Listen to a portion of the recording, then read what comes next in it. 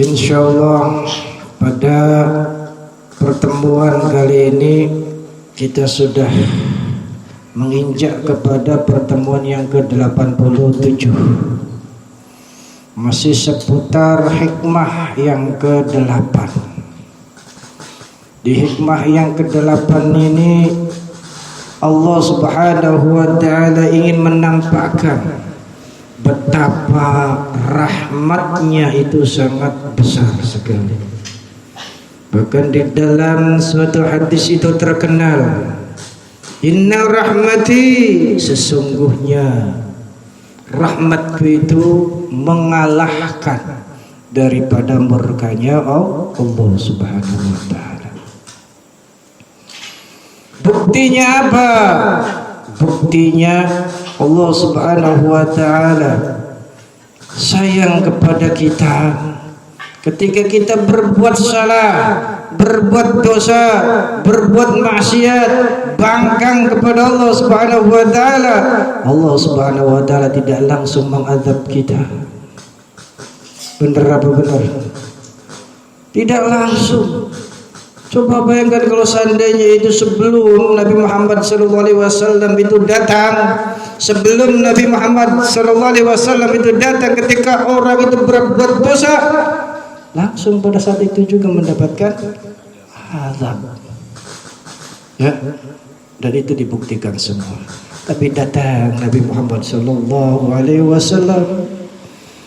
Nabi Muhammad sama dengan rahmat, makanya azab itu tidak Allah timpakan kepada umatnya Nabi Muhammad SAW. Makanya kita yuk sama-sama terus beristiqamah, melanggengkan bersalawat dan salam kepadanya dengan Allahumma salli ala sayyidina, Allahumma salli ala sayyidina wa ala ali sayyidina wa maulana Muhammad. Nah, itu rahmat Allah Subhanahu wa ta'ala. Di dalam kitab ini yuk kita sama-sama lanjutkan, wa yakunu haluhu fi talabi sa'adatil akhirati halul mutrafin al-mutawarri'in fala tastakhiffa nafsahu illa bil a'malil zahirati allati la kabira mu'annatan alayhi fiha wala masyaqqatan wala taqta' alaihi ladzatahu wala tafutahu syahwatahu.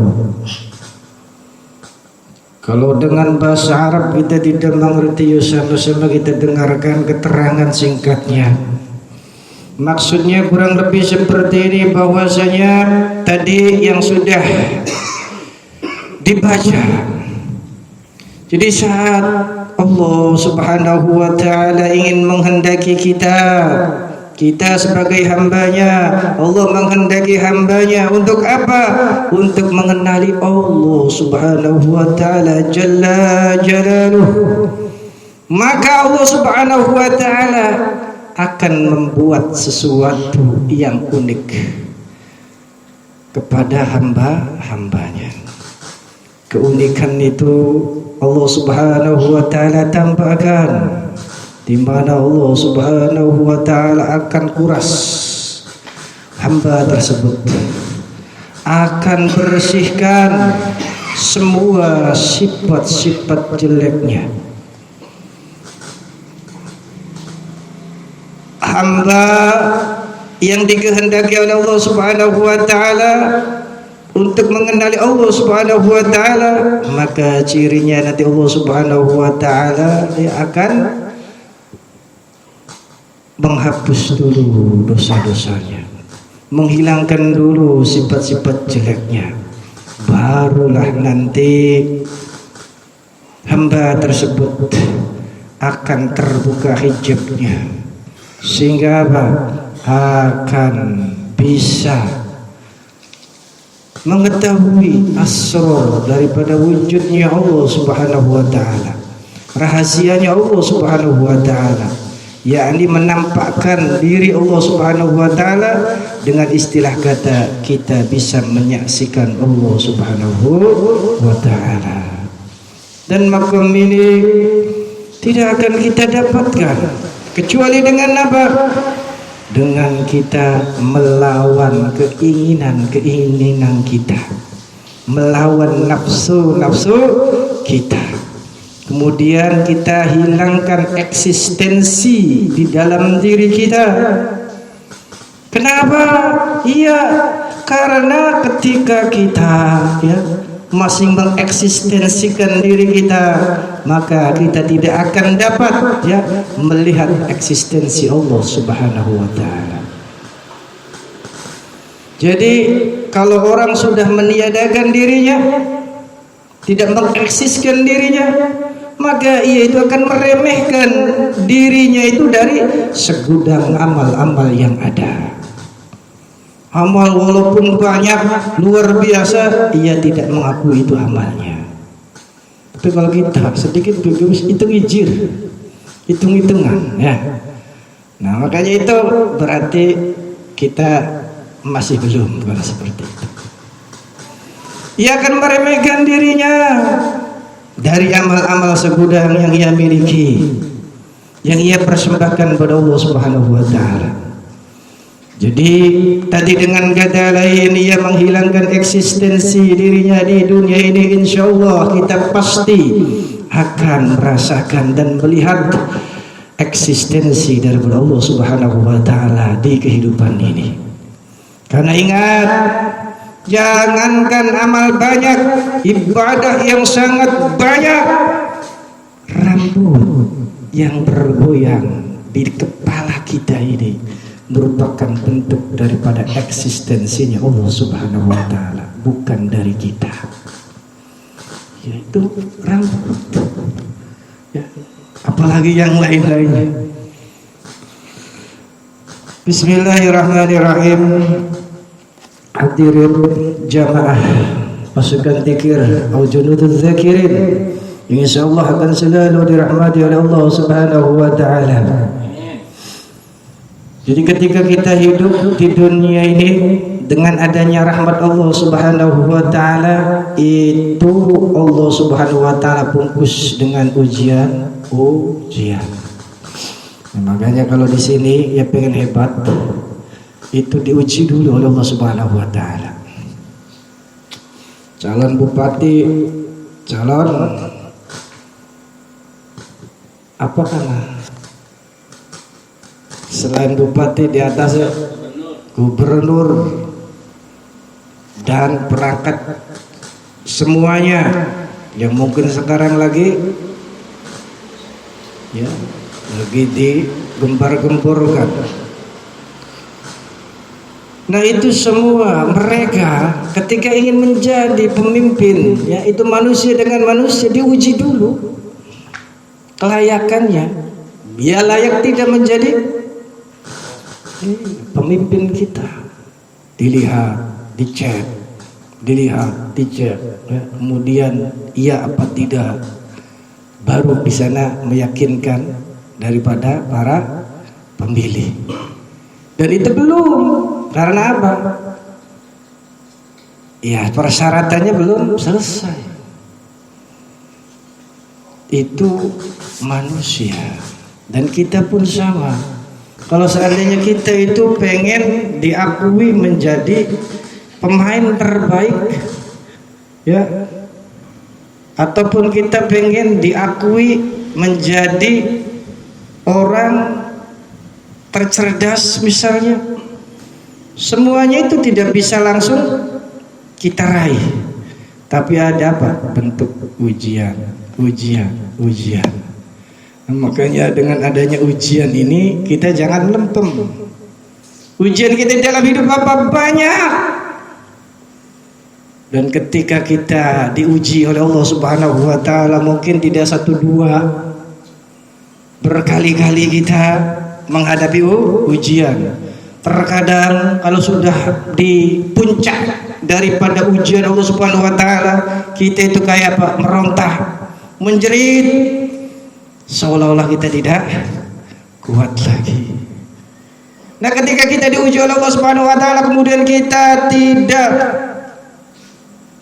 istilah kata curhat sama makhluk, ia bersabar, ikhlas, ridho dengan ujian yang ada, maka Allah Subhanahu wa taala akan mendengar hal itu.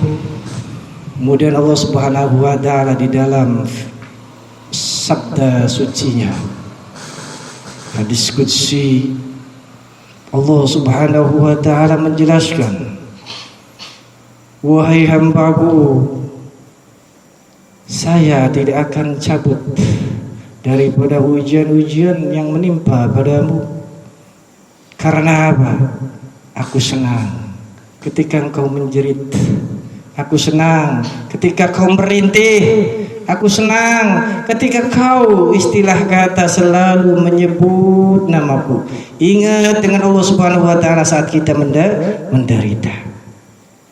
Nah, jadi ketika Allah Subhanahu wa taala uji hamba-hamba terbaiknya, maka hambanya itu ya walaupun sakit, walaupun dia itu merintih, tak mengeluh sedikit pun kepada sesama.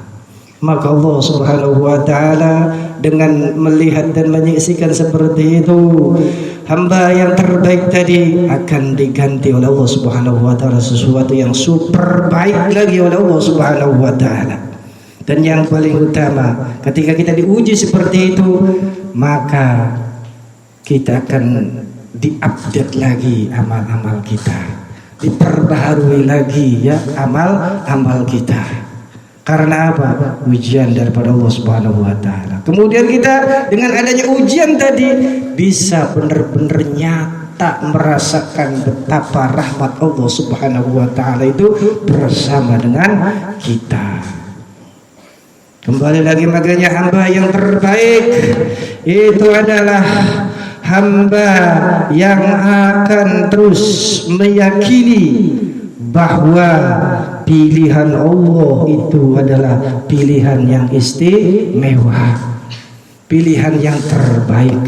Walaupun dalam kenyataannya tadi pahit, sakit ya di dalam kehidupan nyata.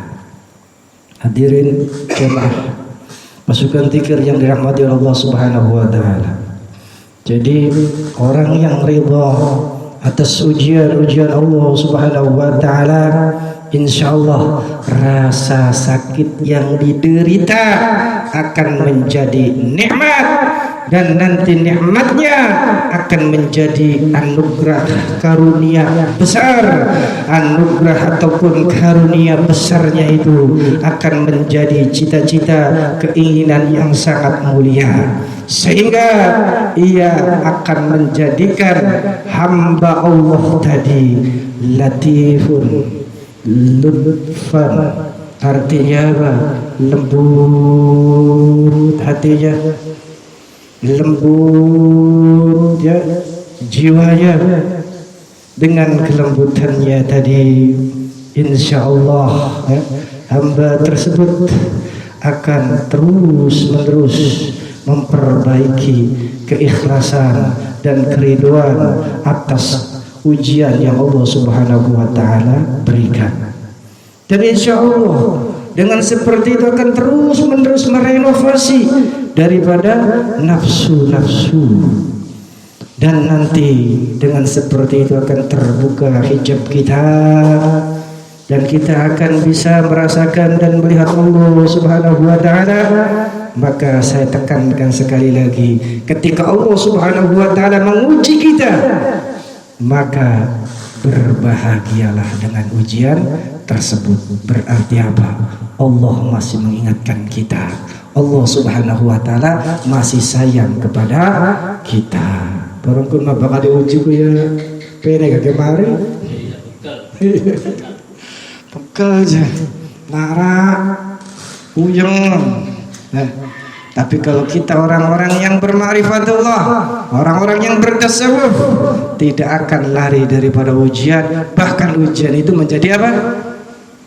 Proses kita ya, yang paling cepat untuk bisa mengenal Allah Subhanahu wa taala. Sehingga dengan ujiannya itu akan ditanggapi dengan rasa semangat dan penuh gembira. Semoga kita bisa seperti itu, insya Allah.